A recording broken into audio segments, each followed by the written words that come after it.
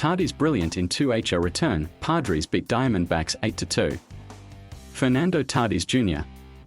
took a few practice swings and stepped into the batter's box with his usual swagger. He had one thought running through his head as he returned to San Diego's lineup. "Make them remember why they missed you," he said, grinning. The 22-year-old All-Star certainly accomplished that goal with a stellar return from the injured list, slugging 2 homers, driving in 4 runs and leading the Padres to an 8-2 win over the Arizona Diamondbacks on Sunday.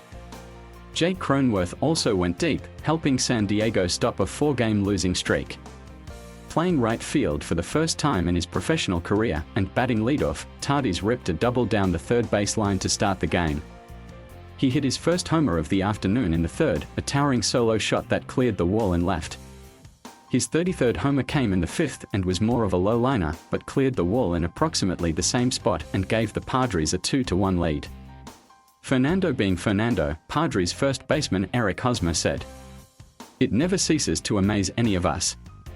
It was Tatis' 5th multi-homer game this season and no. 8 for his career."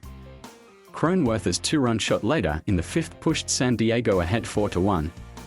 It was his 17th of the season. Tatis added a bases-loaded single in the 8th that brought home Victor Caratini and Trent Grisham. Tatis had been on the injured list since July 31st after partially dislocating his left shoulder for the 3rd time this season.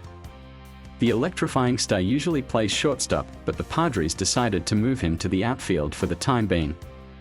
The hope is there's less chance he'll get hurt, allowing him to stay in the lineup for the rest of the season. He wasn't challenged much in the outfield on Sunday but made a few routine catches. "It was pretty chill," Tatis said. The return of Tatis is a huge boost for the Padres, who have 15 players on the injured list and have taken a nosedive in the NL West standings. They still occupy the 2nd NL wildcard spot in the playoff race, but are feeling pressure from the charging Reds, Phillies and Braves. San Diego's season arguably reached its nadir the day before on Saturday, when rookie pitcher Tyler Gilbert threw a no-hitter in his first career start against the Padres. Hosmer said the team had a meeting after the embarrassing loss, hoping that a talk could help them refocus for the last part of the season. For one game, it appeared to work. "Sometimes in the season, you get lost in what's going on," Hosmer said. "It's such a long, grueling season, it can sometimes beat you down." Craig Stammen was the starting pitcher for the Padres in a bullpen game. He pitched 2 scoreless innings, giving up 2 hits. Rice Nair got the win after giving up 1 run in 2 innings. Zach Gallen started for the Diamondbacks and surrendered 4 runs over 5 innings. The right-hander was one of the better pitchers in the National League in 2020, finishing 9th in the league's Cy Young Award voting, but the 26-year-old has struggled for much of this season. He has a 5.03 ERA.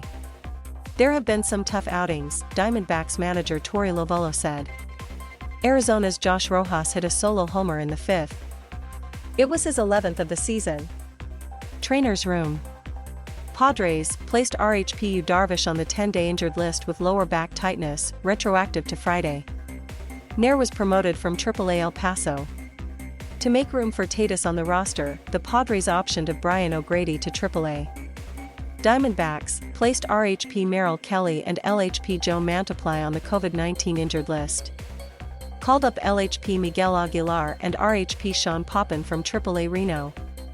Up next, the Padres visit Colorado on Monday.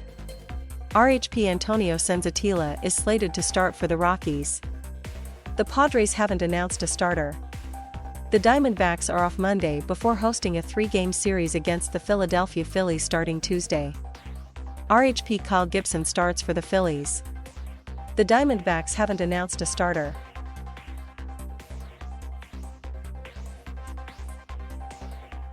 Thank you for watching. Please subscribe.